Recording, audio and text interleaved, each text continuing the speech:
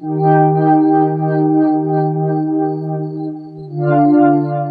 it's me. It's early on whatever day it is. And this is the last day of the studio. It closed yesterday. And so we're going to decommission the studio today. It's going to be chaotic, but I'm just kind of giving you like the atlas of my complicated emotional life. People ask me how it feels to break down the studio, and I think that I really processed the studio closing maybe a year and a half ago, and it was really sad. I mean, it kind of fucked me up, because this was my life for 22 years. That was the voice of John Vanderslice, recorded in 2020, as he prepared to permanently close Tiny Telephone San Francisco, the recording studio he had owned for more than 2 decades. Founded in 1997, Tiny Telephone developed a reputation as a home for creativity and classic analog techniques.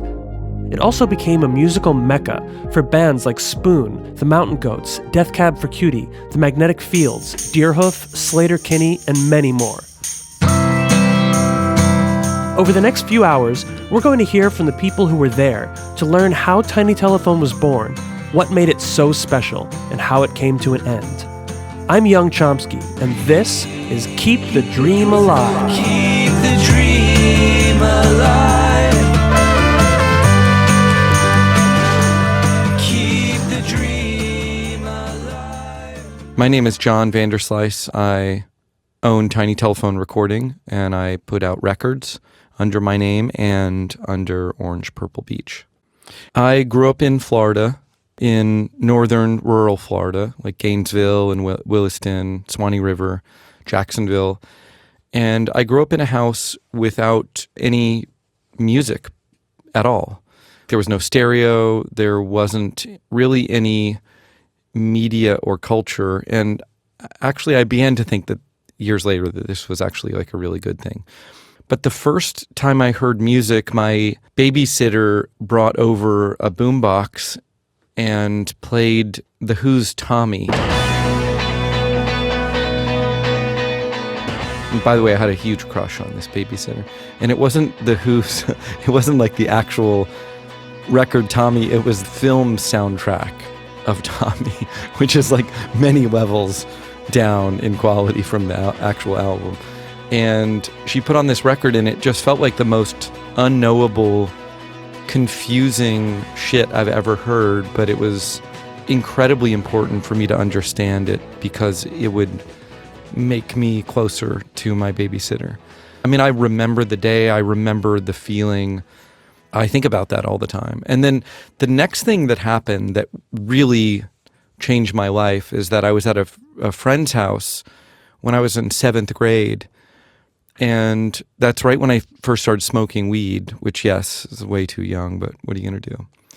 And my friend played me Yes, Fragile, and Dark Side of the Moon, and also a Kinks record. And I remember flipping the back of the record over and seeing Ray Davies from the Kinks leaning over a Neve console in their studio, which was called Conk. And I didn't understand what Neve meant or Conk meant, or really, I didn't understand the music either, but I knew that my friend, who was in 8th grade and was on the football team, and he was a leveled up person. First off, for me to hang out with someone on the football team was really like notable. And for me to smoke weed, listening to Yes and Pink Floyd and the Kinks completely changed my mind. But that photo was baked into the whole experience, and it stuck with me. Also, I think that Kinks record was a bootleg that he got from Yesterday and Today Records, which was a kind of a really radical and much loved record store, which does not exist anymore. And that's when I think it would be weird for a 12-year-old to think about owning a business, but I first started thinking that recording studios were potentially very, very important to artists. And that was the beginning for me.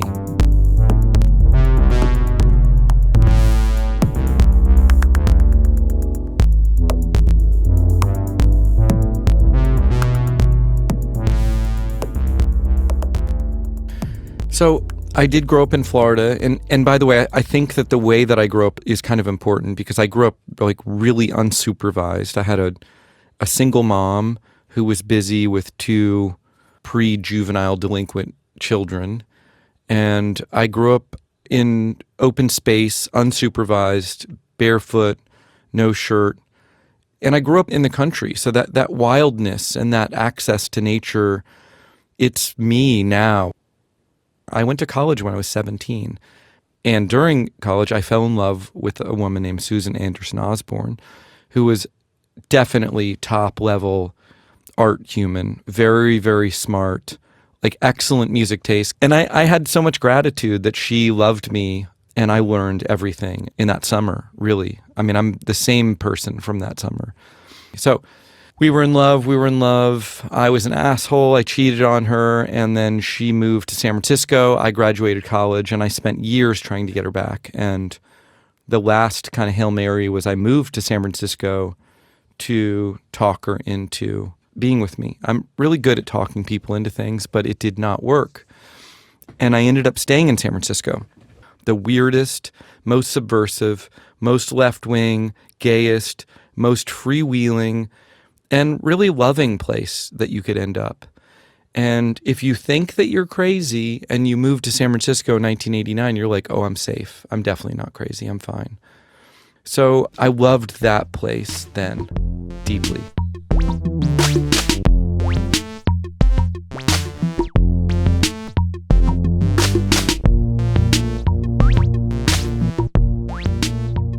So I was 21 when I moved to San Francisco, and it was kind of a magic time because I started playing in my first band when I was 24. I'd never been in a band before. So I was working in restaurants. I had a rehearsal place with a bunch of friends, was in bands that absolutely were definitely objectively terrible, but you got to learn somewhere. The first one was called The Id, which I still fondly look back at. And then I was in a band called Cylinder. And then eventually I was in a band called MKUltra.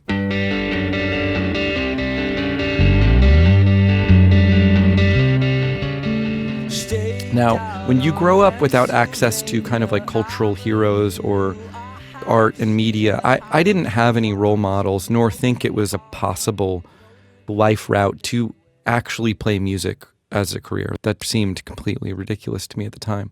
So I was playing in bands mostly for fun and because it seemed like this is something that you should do in your 20s. And at the same time, I was taking classes at UC Berkeley to eventually apply to Berkeley to get a master's in English so I could teach English in high school. I had no like real outsized fantasies about what my life was going to be. I don't think I was very happy. I think that I was fairly depressed most of the time, and I didn't really have the language or the ability to recognize that or think that that wasn't the way that you should actually exist. And I eventually decided that I needed to get a warehouse with my friends and make it like a rehearsal place.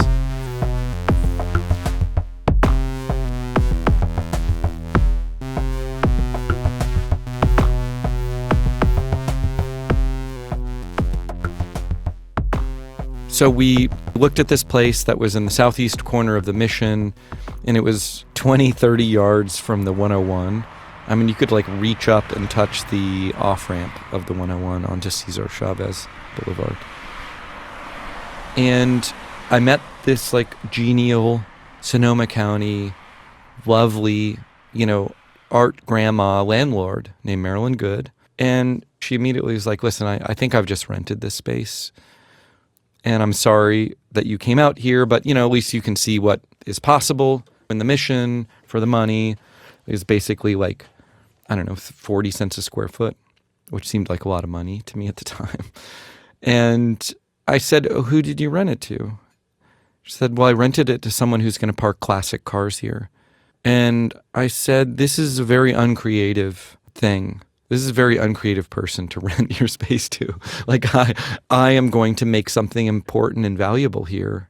And I was probably saying this not like as pompous as that sounds. I mean, I'm pretty good at reading the room, and she's a really sweet person. And so I asked her if I could write her a letter She didn't seem very moved by what I was saying, by the way. She gave me her address, which seems insane to me in hindsight.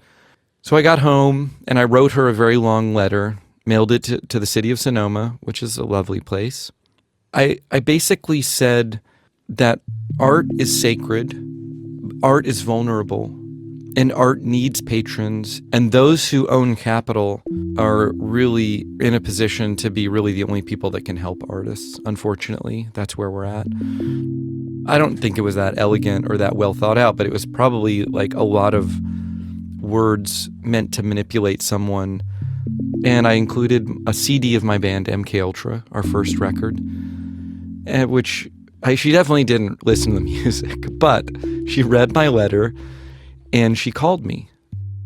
And she said, I've decided to rent you the space. Well, that was like, if you give me like an open door, I'm in. I'm fucking there. I'm not stupid. So when Marilyn agreed to rent us the space, that was like one of the greatest days of my life. I think about it still. We got the keys. We went down 1458 San Bruno Avenue. Look it up on Google Maps. It's actually very entertaining. And that will not be there for long. Whatever you see, it might not even be there anymore. Who knows? I haven't checked in a few months. But our neighbors, our direct neighbors across from us, maybe 20 yards away, was this anarchist kind of like robot builder collective called Survival Research Laboratories, SRL for short. They were legendary. They were very, very famous at that time.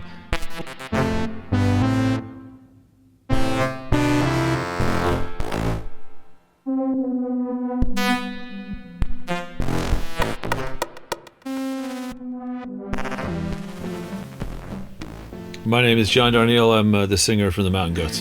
The best ever death metal band out of Denton will in time both outpace and outlive you. Hail Satan! SRL, dude. So here's the thing. I'm 53, right?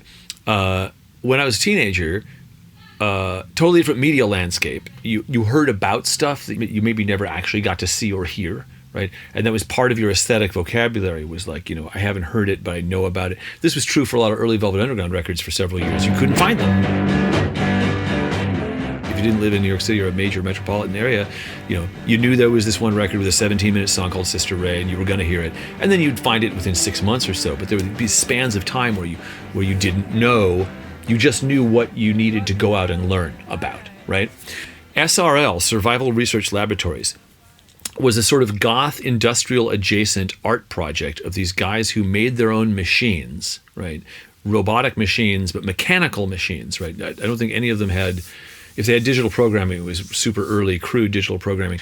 And they would just fight each other, and they would have names, and like one of them would be like, a giant jaw whose job was literally like to chew bones, and they would have these exhibitions, but they were very adjacent to bands like Throbbing Gristle and SPK and Test Department and stuff like that, these industrial bands, right? Bands and artists who were thinking about the effect of technology on our world and on our inner worlds, on the way we conceive of things, the way we understand ourselves to be, right? And they had you would see SRL videos in video stores, usually not for rent, and it would be like a $60 VHS with these badass pictures on the front of these machines going at each other. Main dude was named Mark Pauline, and he had 2 fingers. There's a visual for this. 2 fingers that were like fused together because he'd gotten them burned. He had tithed like his hand to his craft, right? He like, it was dangerous shit they were doing, a lot of flamethrowers. And so I get there to Tiny, I think the first or second time, and I see the sign, it's very plain, very industrial. These are really industrial-minded guys, so it was not like a tricky, tech logo. It was 3 letters, clearly hewn from wood. It's SRL. I went, holy shit. This is a guy who, as a child, I'd hoped to someday see the videos,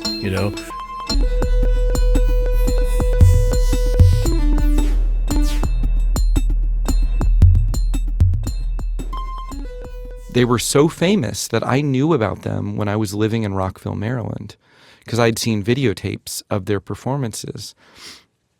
And in their performances, which would take place in Tokyo or Amsterdam or Brussels or somewhere that you wanted to be, they would have robots seemingly either fight each other or they were involved in some kind of weird display, some kind of like theatrical pantomime. Like you didn't quite know what was happening. And they bought like a decommissioned V-1 rocket from Germany, from West Germany, and converted it into a flamethrower. And this thing was so fucking crazy that someone would use like an 8-foot ladder at the back of it, stand on the top of the ladder with gas containers and pour in real time gasoline into the flamethrower as it was like spewing out 30, 40 feet of flame from the front, from the rocket. So it looked crazy. It sounded insane. Every car alarm, and that was a time when everyone had that intruder alert one, the really annoying one that would cycle through all those sounds. And so you would just hear the entire mission would be chattering with all this nonsense that was like out of sync from everyone's car alarm. They had a machine that shot 2x4s at a velocity that would just go through walls and cars. And they did that by accident sometimes. I mean, it was very violent and chaotic. And if they tested machines, there would often be cops and fire engines down there. And to be around that was, one, it was very inspiring. And then two, it was also really difficult to navigate, a quiet environment when they would be testing out like a hovercraft that they made, like a handmade hovercraft that could have 4 or 5 people on it.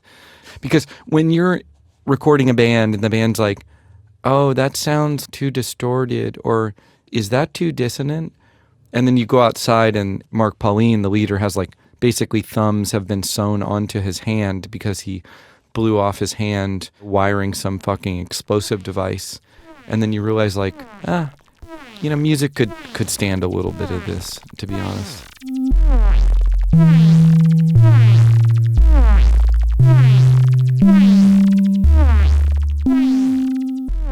So I rented the space, $660, ended up being like $43 each a month, plus utilities. I immediately called PG&E and said that we were a residence, and then PG&E, which is the electrical company in Northern California, said, no, you're zoned as commercial. So I said, no, you should come by, send an inspector. And so we just like invented this fake living room with like a blow-up mattress and borrowed racks of clothes, like hanging racks from costumer friends that we had. By the way, this seems like a small detail, and it probably saved us $20,000 or $30,000. So we basically did this crazy theater mirage, and we got zoned as a residence. So we had cheap rent, we had cheap electricity, and keep in mind that I kept the lease on this place for 26 years, so it actually really mattered how fucking crooked our electricity situation was. Especially at the end, we were paying about $1,000 a month. And I imagine we would have been paying like $3,000 a month because I had taken over so much space in that building. So I'm just a rat. So I'm just going to do anything to survive. This is art, and you're at the bottom. You are scum. And this is part of the reason why we survived. So we slowly started building rehearsal infrastructure. And at the same time, Scott Britton, who was like a genius contractor, and Mark Gordon, who was my best friend at the time, they were like, hey, why don't we start to also build a control room and, like non-parallel walls, because maybe this could be like some kind of recording environment. I mean, they're the ones that saw that. I didn't see that. And so we slowly started building the infrastructure of a recording studio. So it was like a very, very organic process. 2 years later, it looked like a recording studio. It didn't look like a nice recording studio, but the infrastructure was there.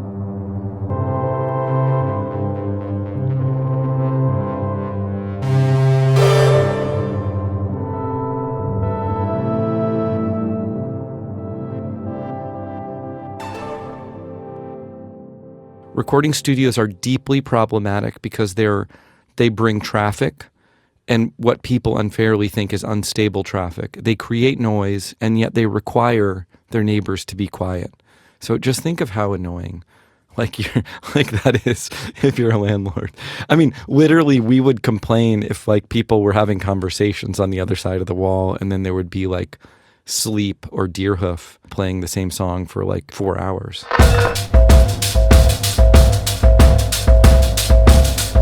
The one thing that happened, though, which was kind of born out of panic, there were 9 people in the co-op, and then I remember very quickly a couple bands broke up, and people started saying, like, hey, we're going to give notice, we're going to leave this space, we're moving out of town, we're doing other shit. And so at that same time, there was a real like mentor hero of mine. His name was Greg Freeman. He was a recording engineer in San Francisco. And he recorded like if a band was on SST or Matador, he did their records. If they played at the Chameleon, he did their records. So he was just recording every interesting, weird, cool band in the city. And my band, MKUltra, had done a couple recordings with him. And I really liked him, and I trusted him. I trusted him as a producer and as an engineer. And at the same time that this kind of coalition of people, this co-op was breaking up, I heard that he was getting eminent domained out of his studio, which was called Lowdown, because it was in left field for the Giants stadium, the San Francisco Giants, the baseball team. What's now AT&T Park, he was in the left field. He got an eminent domain letter, and someone had told me that it was like he'd got offered like $1,000, or I don't know, maybe it was less than that. And I remember thinking, that's fucked. Like, art spaces are delicate and super vulnerable. And then I thought, oh, fuck, I can meet him, talk to him, and pitch him coming in as a partner. And maybe we could figure out something together. So I go to the next Thinking Fellers local Union 282 show, which I think was at the Chameleon in the Mission on Valencia Street, legendary club. And I knew that I would run into him there. So I went to the show, saw him. I was very nervous.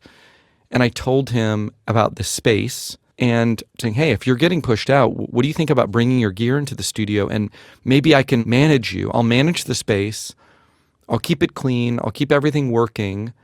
And I'll take on the liability. And then I can like get you bookings. And then I can also provide you with some kind of support so you don't have to think about confirming sessions or opening. I could be there before the band gets there and clean up. And he went for it.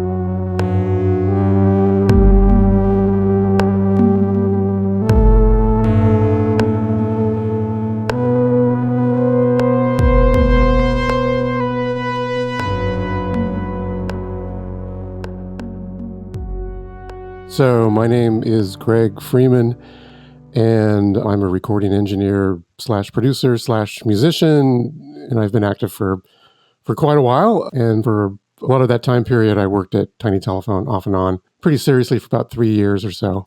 I had a recording studio in San Francisco that I started in 1986 or so. And so John had a band that came in and did a session with me at my old studio, Lowdown. It was really bare bones, and I didn't charge much money, but I had lots of work because I was cheap and decent.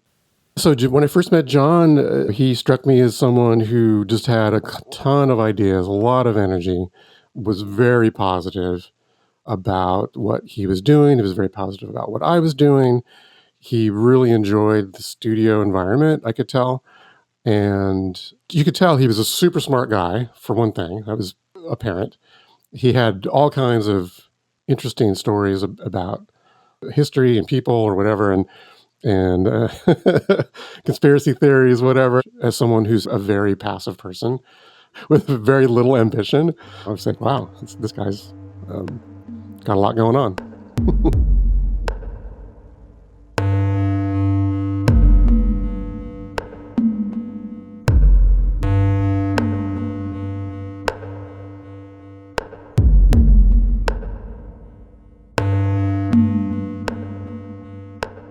Yeah, the early Tiny Telephone vibe, it never really went away, I don't think. Like, it was always handmade, everything, just thrift store couches and just the very creative aesthetic. The way things were built was really just, we're going to make a clubhouse. We're going to go in the dumpster and find stuff and tack it on the walls. And that was kind of my aesthetic as well when I had my studio. It was because I had no money. Like at that time in the 90s, you still could scrape by and do that kind of thing. So yeah, the vibe it was always super comfortable, except for that chair. The chair in the control room at the console was just god awful. Like I just remember thinking, Jesus, this chair's got to go, and it finally did. Because I've worked in a lot of studios, and other ones that were similarly, funky or clearly put together by creative people, and some that were very corporate and could have come out of the 1970s from New York City or something, just really sterile environments. And so Tiny Telephone was you could always tell there was like this kind of collective behind it. John had an army of like devoted assistants and eventually, engineers and people who worked on the place and built it up and stuff. And so that was different. Like that you didn't see. That was special. I don't want to say cult leader, but I did not have that. But at the same time, like if anybody has money, they can buy a studio. It's just not going to make any money, right? It's not going to survive. Like John was able to thrive with being available for people from the scene here and people from all over the country and the world. And that you can't just buy that. You can't just open up a box and stick $1 million worth of recording gear in there and then make the same thing happen, right? So that was what was unique about Tiny.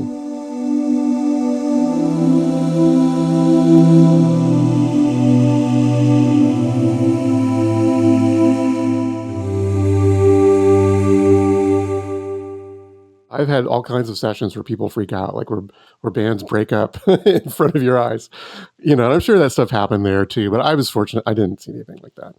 Because recording studio, it's like a pressure cooker. It's like there's so many moving parts to it that it can get out of control. But I never saw that happen there. And he was a huge part of why that was so easy, because he really took it upon himself to make bands comfortable, to make engineers comfortable. The vibe was always so good. Again, I've done lots of sessions in places where that was not the case, where you're kind of like left to twist in the wind on your own while stuff was going to hell, and, and like, why is this thing not working?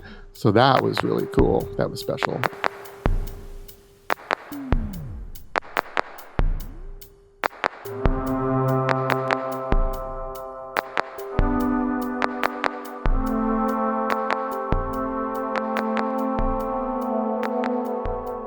So Greg said yes. It allowed me to keep the space, and he brought in crazy ass gear, like shit that I had really only read about. And the first booking was the Thinking Fellers Local Union 282, which was a wildly creative 5-piece. They remind me a lot of like Polvo or like Sonic Youth, with these detuned guitars and like really anti-musical underpinning and like art punks, true art punks. And so they booked 30 days at Tiny Telephone. It wasn't called Tiny Telephone. I mean, I think it was called Tiny Telephone like a day before that session started, because I didn't have a name. And literally every name I came up with was just shot down by my friends. They were like, no. And they booked 30 days at $100 a day, because the studio that's how, listen, let's be honest, this place was really fucking modest for many, many years. And it was $100 a day. So it was like basically drywall and a tape machine and an unbalanced piece of shit RCA out Tascam console. But they gave me a check for $3,000 before the session. That was so much money. My rent was still $660. I remember thinking, I can do this. This can actually be a business. This can work. And a couple days before that session, I was looking at a catalog. It was really like pre-internet for gear. And I was looking at a catalog, and I needed to buy 1/4-inch and small like TT connectors, right, for the patch bay. And in this catalog, TT connectors were listed as Tiny Telephone connectors. And so I asked a tech friend of mine, and they were like, oh yeah, this is the old switchboard format. So if you're watching His Girl Friday or some like Hitchcock movie or something, and there's someone's patching in a call on a switchboard, it's probably going to be TT connectors. And I thought, Tiny Telephone, that's cute.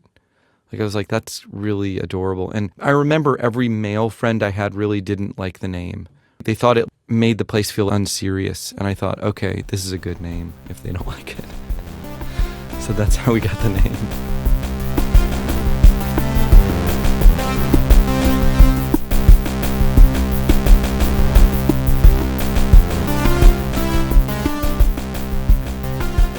So one really important kind of moment in the history of Tiny Telephone, there was a local band named Ganfalloon Bus who actually had a lot going on in Europe, but in the U.S. really didn't have much going on. They were just a really beautiful, weird, surreal, kind of like country roots-ish band, maybe? I mean, I hate using words like that, but we got to land somewhere. And I got obsessed with the first Neutral Milk Hotel record called On Avery Island, and I gave it to Greg Freeman and a couple of the people in the band. And I was like, this is an interesting way to think about lyrics and music. And I loved the use of the really dedicated use of distortion on that record.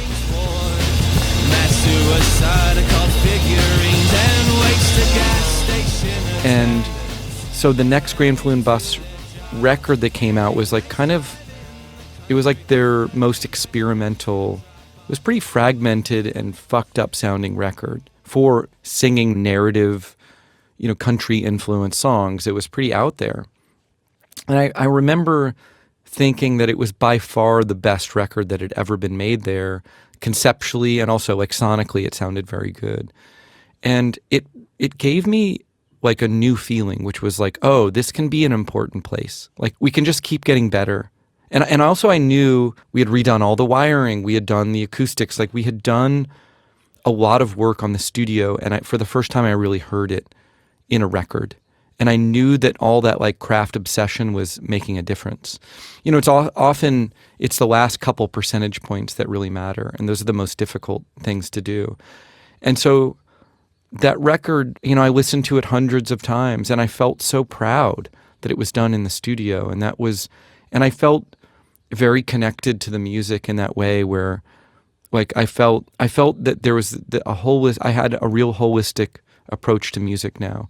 It's not just the players, it's not the engineer producer, it's not the moment or the influences or the studio. It's everything acting in some very stranded, super complicated way that was reactive. And all of that stuff was really, really important.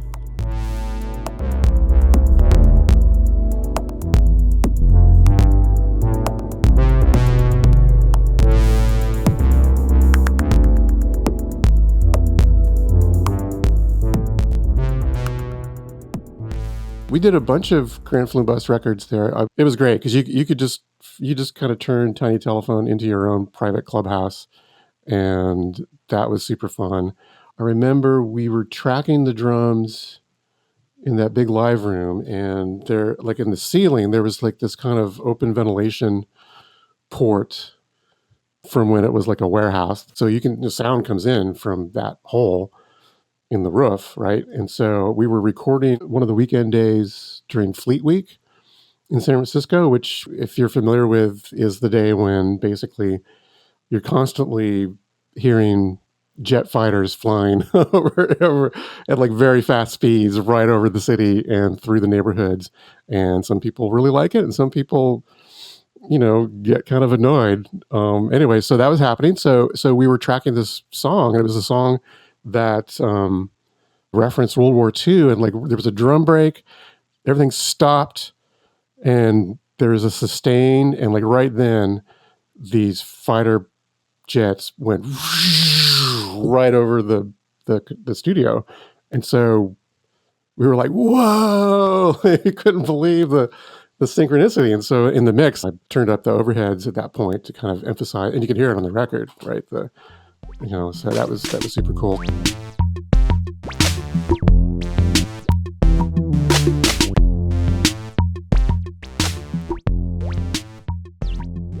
So we're going to hear Borders, which it's maybe not the most out crazy thing you've ever heard. It just reads as a song, but the record in total is like a wonder. But the thing that's really notable about this is how good the lyrics are always. Like he's a great lyricist, and the production and the kind of tonal palette serves the narrative in a way that I always wanted. That was like always a goal at Tiny Telephone, was like addressing and complementing lyrical content when it was there and when it needed to be.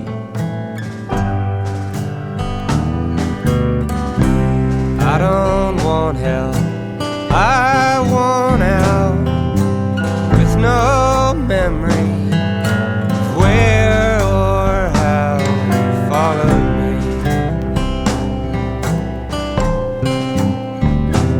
In a routine with the sea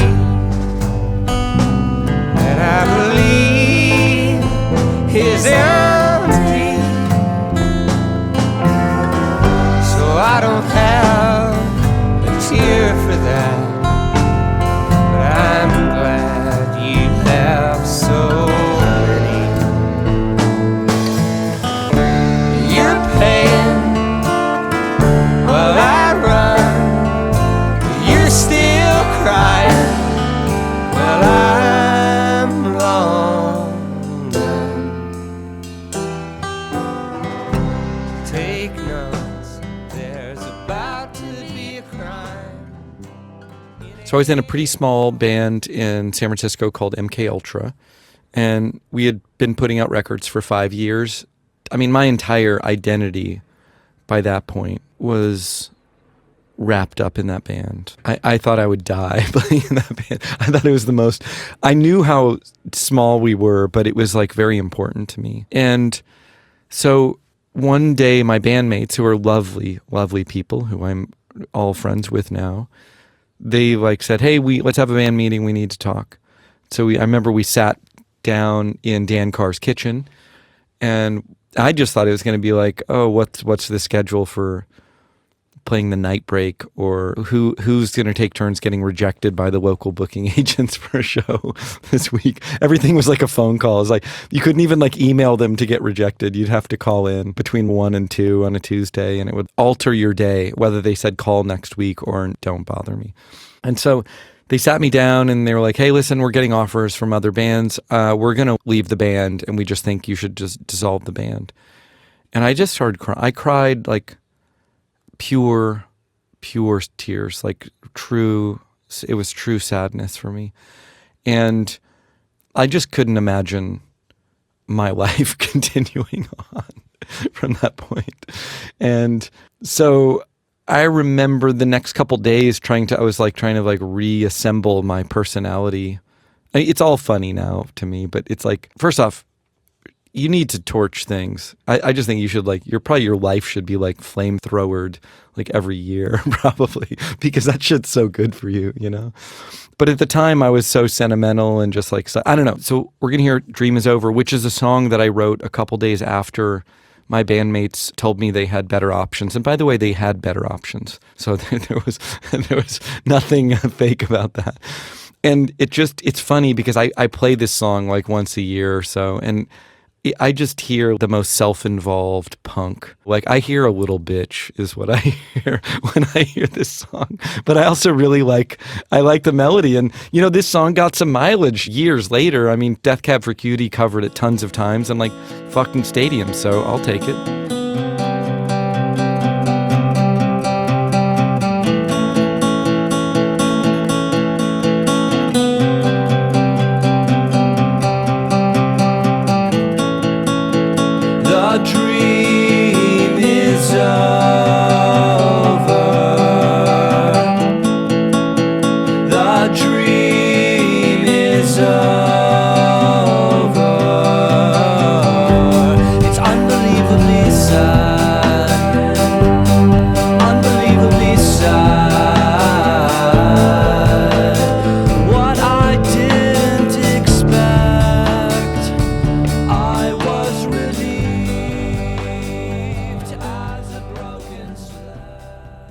So I was really, really sad. And probably it didn't last long, because I remember maybe a couple weeks later, I went to Aquarius Records, and they had a free kind of like CD bin at the counter. And they had a promo from this new band on Matador called Spoon. And the record was called Telephono. And I loved the graphic on the cover. And I just took the record. I took it home, and I became totally obsessed with it. And I did some digging, and I found out the engineer who recorded it was named John Croslin. And then a little bit later, maybe a month later, this EP, a Spoon EP, came out, which is a real masterpiece called Soft Effects, came out. It's 5 songs, I believe.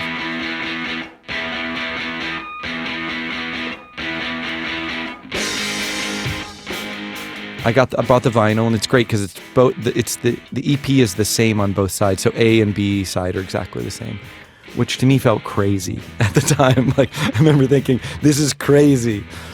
And so I couldn't find John Croslin in the phone book, and so I called up like Austin, Texas directory, and I tried to find Britt Daniel or Jim Eno, and I could only find Jim Eno. And Jim Eno, the drummer of Spoon, answered his phone. And I was like, hey, I live in San Francisco. I'm a huge fan. And I want to see if I can get your engineer's phone number. He gave it to me. This actually started a very, very long friendship with Jim. So it's kind of a beautiful story to me. And then I called John Croslin, and I asked him like if he ever traveled to record. And he said he did. So then all of a sudden I was like, I'm going to make a solo record with this genius. That was just all I wanted to do in my life at that point. And this record didn't end up becoming my first solo record, Mass Suicide, Occult Figurines.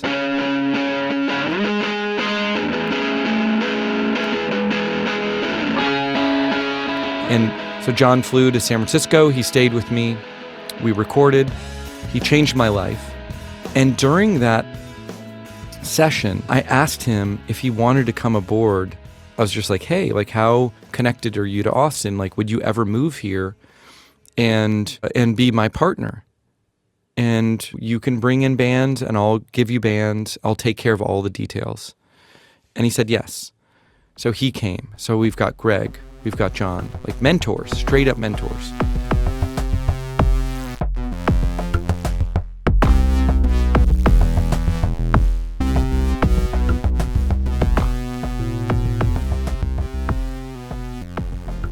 I'm John Croslin. I worked at Tiny Telephone from, I think, 99 to 2001, 2002.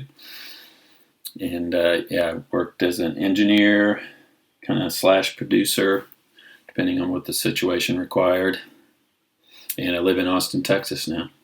John makes a great impression when you first meet him. He's he's just full of energy, a great talker. He called me. I remember the call. He said he really liked the sound of the record, which, you know, I thought was great. We recorded that on an 8-track, 1-inch machine I had in my garage, and we were really proud of it and really excited about it. So I came out and recorded his record.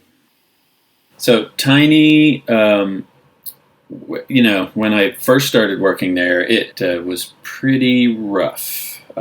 It was definitely, you know, the space was very rough. So for someone who had never been in a studio, I would probably, if I were a client coming in, had never been in the studio, I'd probably be worried when I walked in, because it just didn't look like high fidelity audio was going to be generated there. But it had it where it counted. He had a good tape machine. He was an analog nut. That was something we bonded about early on. Still is, I guess. But, you know, he very much wanted a warm sound. And digital at the time was not nearly as good as it is now. So there was a reason for wanting to do things analog.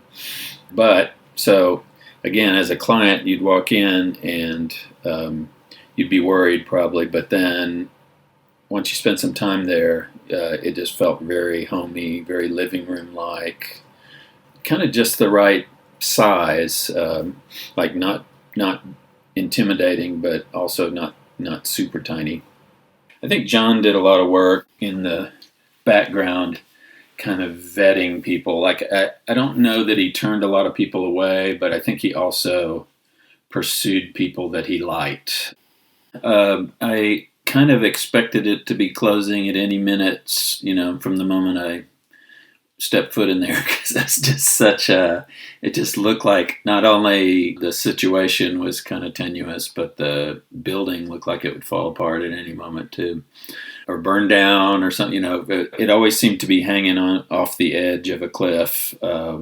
And John always just kind of amazed me at how he kept it going for so long and flourished, and I think that's a credit to his just energy and making it happen.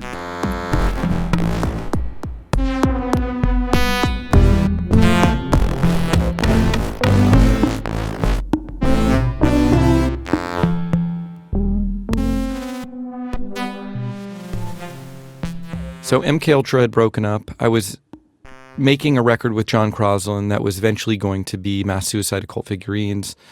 And I was asked by Noise Pop, which is like a local San Francisco festival, which was pretty big at the time. I mean, it's big now, but it was pretty big for me to be asked. And I realized that if I said yes, that in a really probably important way, it would force me to get my shit together, and that I would have to find, bandmates, and I would have to figure out how to play new songs.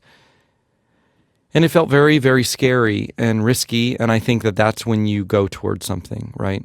So I said yes, and I got a show at Bimbo's 365, which was hella huge for me at the time. It's like 800 people, 1,000 people. I don't know what the cap is, but it was huge. And so the show got announced, and I was opening up. I think I was first of 4 bands. And I want to say it was Thingy, which was Rob Crow's band, who I loved. I was a huge Rob Crow fan. He had done a record called Optagonally Yours, which was a record he made entirely using this like weird kind of like vinyl keyboard thing called an octagon. And the Mountain Goats were the third band. Now that was right after Coroner's Gambit came out, and that record changed my life. And really, even the first line of that record changed my life. I was having visions of sugared pastry, cooked up in clarified butter. I mean, by the end of that first song, I was like, this is the only thing that matters to me, is this music. And so I was like, fuck.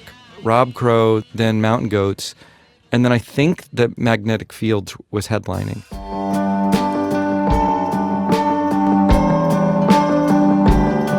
And what's crazy is that Magnetic Fields and Mountain Goats ended up working in the studio. And I remember being super bummed that we could never get Rob Crow there. And so that show became really important to me because, first off, I'm sure I sucked. Like, I really genuinely think I was probably pretty bad. I had a promo copy of Mass Suicide Occult Figurines, which was printed to look like a fake Windows installation disc because there was a song on it called Bill Gates Must Die. So for bringing me here, Bill Gates must die. Which, by the way, he actually must die. Still, maybe even worse than he did before. He's the 3rd largest landholder in the world. I don't think he's doing that for fun. So I played the show, and then after the show, Darnielle came up to me from Mountain Goats, and he was like, hey, that was really good. And I just thought he was being nice, because that's what bands say to each other. And I don't think it's fake. Honestly, I think it's really kind when you suck and someone says that was a good set. I will break with the cynicism of my peers. It feels way better than having someone like let you know that you were not good without saying it. And so I gave him one of these installation discs. He thought it was funny. And then he emailed me after like a week later and was like, hey, this record's really good. Super good. Here's my phone number. So we started actually corresponding and like talking and becoming friends, which was a huge deal for me. I didn't have mentors like that. And then shortly after that, I made my second record, which was definitely like a much better record than the first one. And in many ways, it was the first record that had any kind of unique style to what I wanted. It's like the first thing that was like realized in any way and that had kind of a style that could be said was like unique to me. And that record was called Time Travel is Lonely.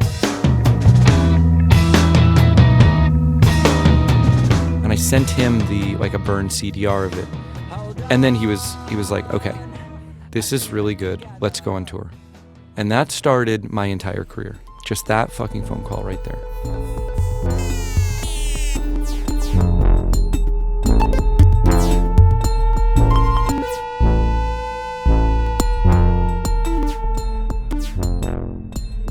Okay, there's a long story I'm going to precede all that with, which is in 2005, maybe 4, me and Peter Hughes are in a car on tour, and I'm doing a bunch of phoner interviews, and they're local news, right?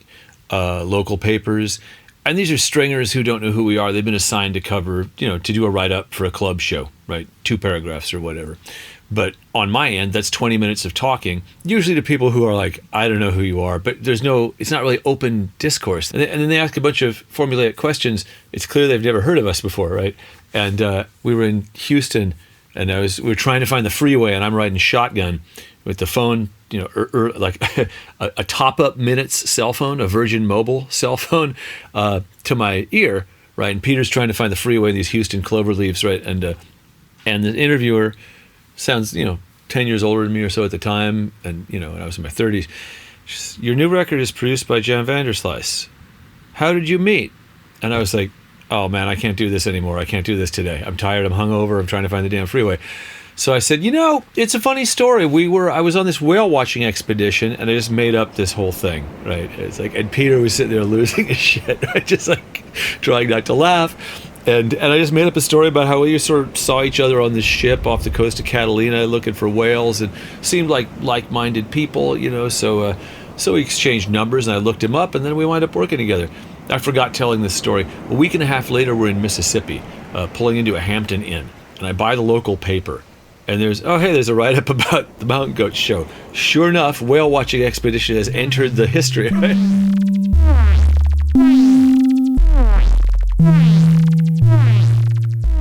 But in point of fact, what happened was I was playing Noise Pop, which I feel like it had a different name at the time. And I was not trying to do this as a career, and I looked askance at any and all careerist efforts in this business. The thing that's funny about that is, like, this has now been my job for like 15 years, right? But I still, just ideologically, I don't renounce my former position. I just landed in a different place. This is what happened. This is what happens when you sell out to the band, right? Where it's like, well, now it's a whole gig, so you have to play the game. But then I really believed in keeping your day job and making your music something else that you did, right? And tried to reach as many people as you could with. And people would call me and ask to play. I would get very ornery and go, I don't know, I'm busy. And they call, they say, hey, one of the guys who's working with us on this festival is going to call you up. He wants to talk to you, but you guys are playing on the same set, same stage together. His name is Jan Vanderslice. And I said, oh, it is not, right? And they said, what do you mean? I said, that's a made-up name. They said, no, well, whatever. John's going to call you, right? And then you guys will talk about the thing. I said, okay, cool. And he called. So the first words I ever said to Jan Vanderslice, he said, hi, this is Jan Vanderslice in San Francisco. I said, okay, look, that is not your real name. And this is sort of the person I was in the late 90s, sort of a chaos actor, indie guy, hoping that your encounter with me would make you say, what was that all about?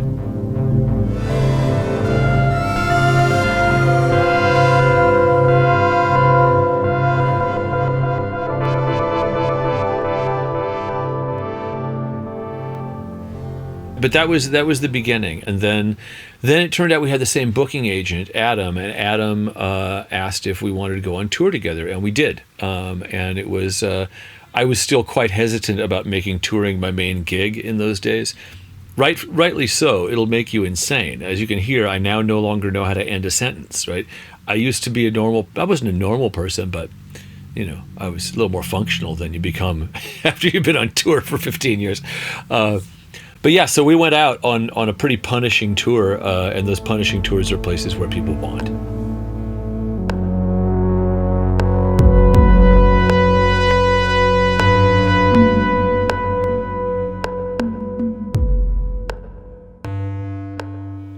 I was going to San Francisco for some reason or another, and I needed to sequence All Hail West Texas.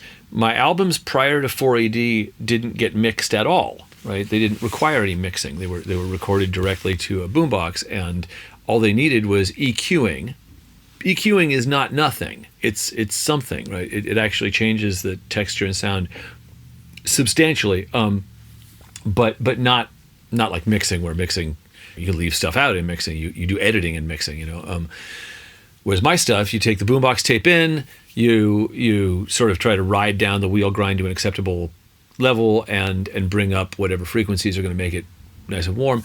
So I needed to sequence my new record. I had 19 songs that I had recorded, and Tiny, somehow John was hustling in those days. He'd be like, hey, whatever you're doing, come do it at Tiny, right? And so I wound up doing that instead of going to Claremont, where I usually did my sequencing with Bob Durkee. But I went to John's, and I think Alex Newport was the guy who actually oversaw the transfer from cassette to reel of the whole album and did the EQing, and then I sent the reels off to Emperor Jones in Texas, who pressed the record. I'm pretty sure that, in fact, I'm 100% sure that JV asked whether I had any extra songs to put up on the Tiny Telephone website, which this is from a different internet era, right? Like, you know, get some songs for my website, drive traffic to the website, even though traffic to the website, none of it was monetized. There weren't ads, and so it was just like, get people to know you exist, right? So I didn't have any feel for studios at the time, you know. I was very suspicious. And I feel like somewhere in that length of time is also when we tracked the first Extra Lens album, then called the Extra Glens, at Tiny Telephone. And JV tells stories about, like, they say, okay, JD, you have to sit very still in front of this microphone. And me in those days, I would say, yeah, no, that's not going to happen. So you're going to want to set up your mics in a way that doesn't create the problem you're referring to, because I'm not going to bother trying to sit still. And JV describes people, I'll show you the JV pantomime he does with this, like following me around while I play, going like, tilted, that. But yeah, so I did that. I mean, it's like I did a bunch of, every time I'd go to San Francisco, stopping in, and we were becoming friends and hanging. He's a good hang.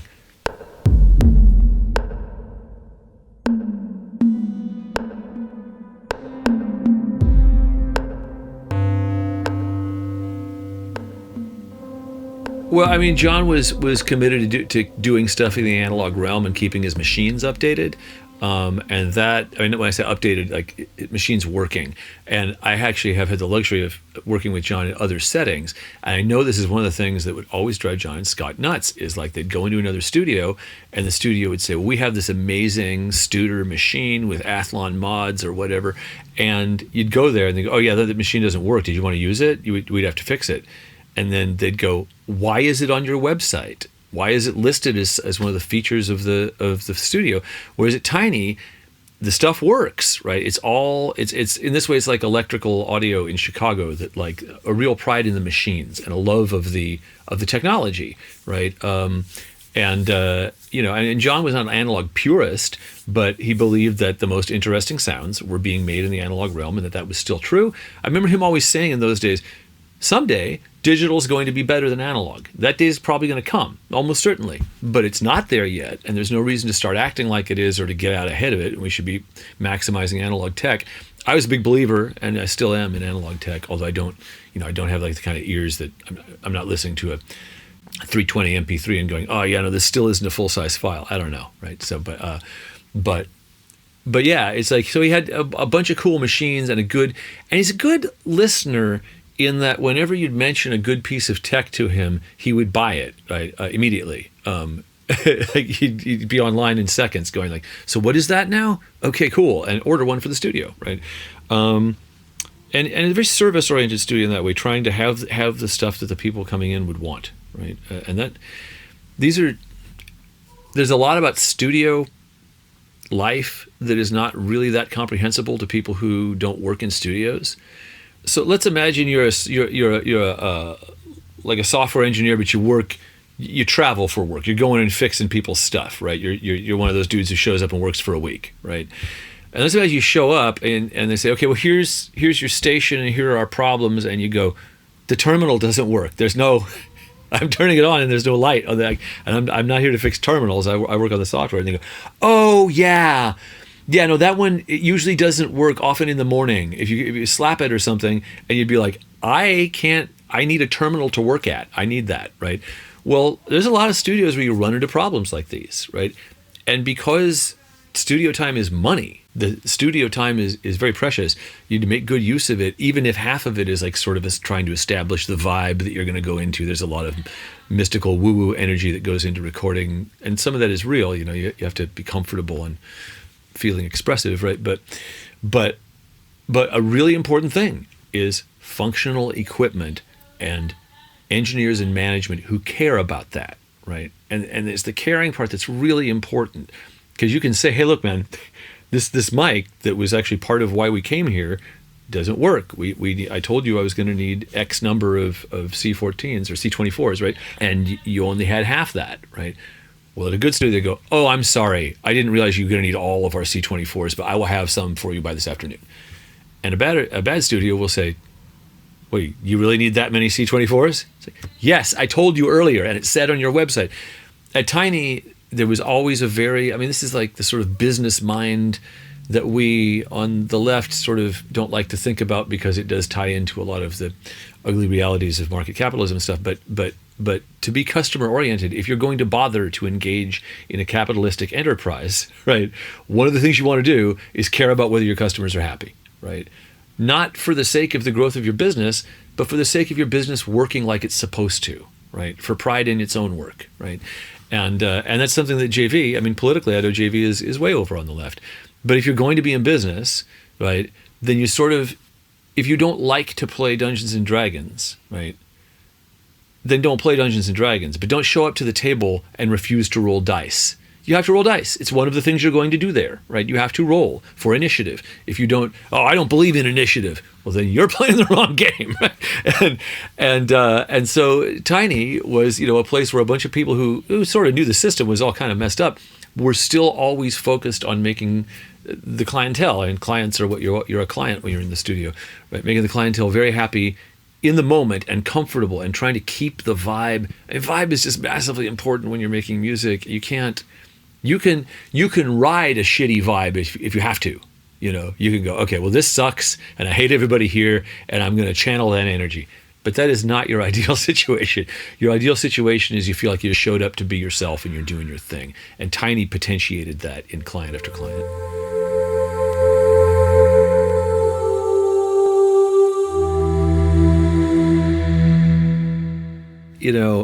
It's a very sentimental thing because of the things I did there. All Hail West Texas was not a giant success at the time. It did get a good review from Pitchfork, but Pitchfork wasn't that big a deal at the time, right? It was a very small thing run out of a guy's bedroom in Minneapolis. But for the most part, it disappeared without a trace. Like we sent out these promos.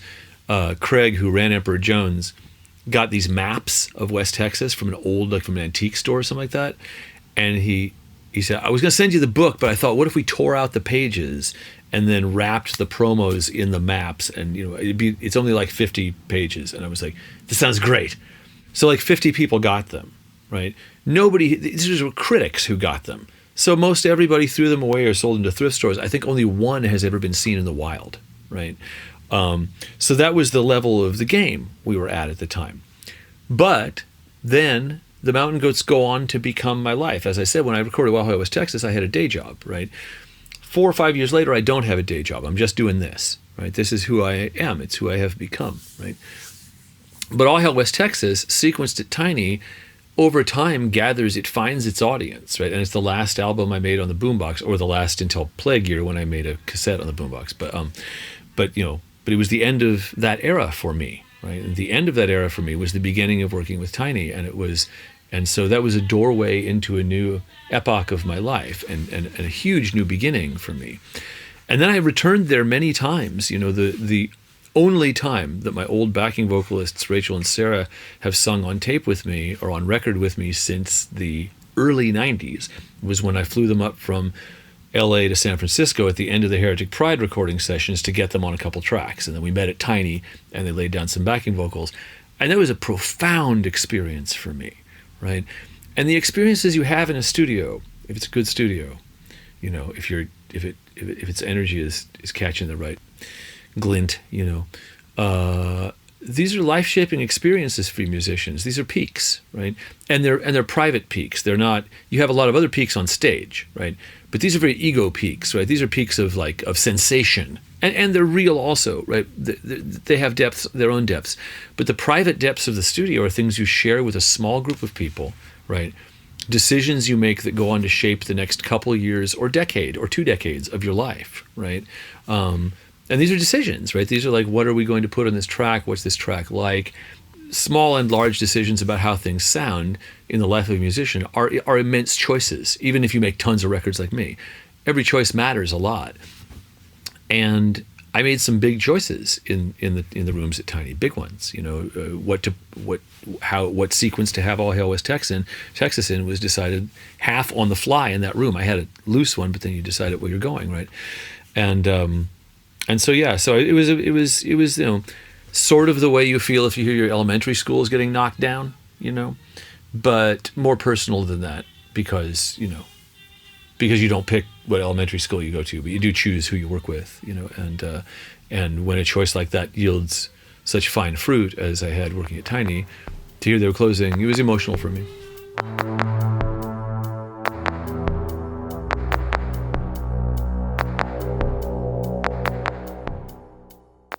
So when Tiny ceases to be there, it takes a piece of an important place with it, another piece of something already dismantled. But it's sad to see those pieces go, right? You hope something even greater can be built, but you don't hold a lot of hope about that, right? But it was because John was facing RICO charges, right? The whale watching. Well, yeah, because he was running a crab catching sort of thing off a Bar Harbor, right? And what if it turned out John had been banging GameStop really hard, right, and made millions, and then he opened like some studio that was like absolutely all digital, right? No, like not even a proper tracking room at all. Just like one of these all digital, everything takes place inside the machine things, and he just called it Telephone. I think he should do that. I'm going to call John right now and go, John, if you get on it now, by the end of the podcast, you have your new studio to pitch, right? And you go, and now the next chapter in John's life, big telephone.